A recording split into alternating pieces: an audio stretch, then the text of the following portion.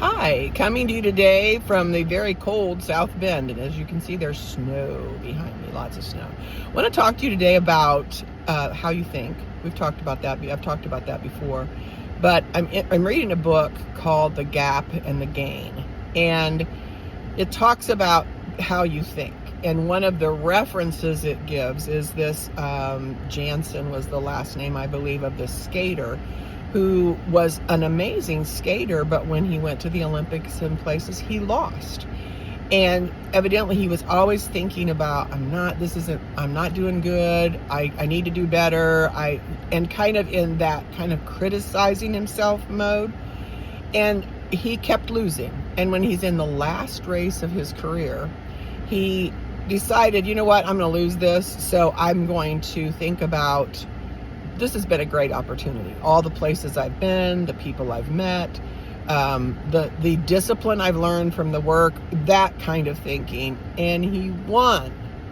And I realize sometimes we minimize how we think, and sometimes there's an assessment that needs to happen from how you think, to assess it, not to criticize yourself, not to criticize whoever taught you to think that way.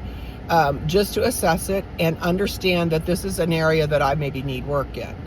And this Gap in the Gain is just such a good reminder of that. And then I'm, of course, going to recommend another book that I think is also very relevant, and it's Compound Effect by Darren Hardy. Great book about everything that you do. There's a compound effect to it. And, we know that about interest, but this really points out that effect in everything that you do.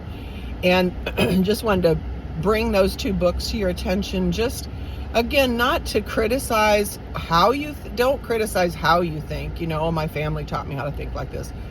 Okay, so what are you going to do about that?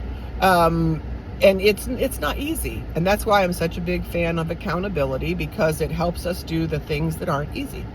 And one of the girls in my office says, I can do hard things. Yes, you can do hard things. That's a real thing. So think how you think is just so important. And these two books, I think, are very helpful in that. And just I'm enjoying the snow. I said something about this being the most wonderful time of the year, and somebody asked me if I was a hunter. No, I'm not a hunter. That would be being outside in the cold for hours and hours, and that doesn't seem like fun to me at all. So, nope, not a hunter.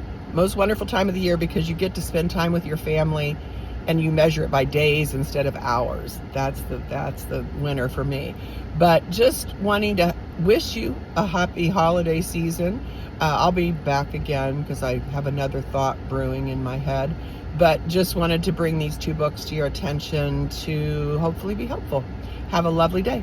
Talk to you soon. Bye.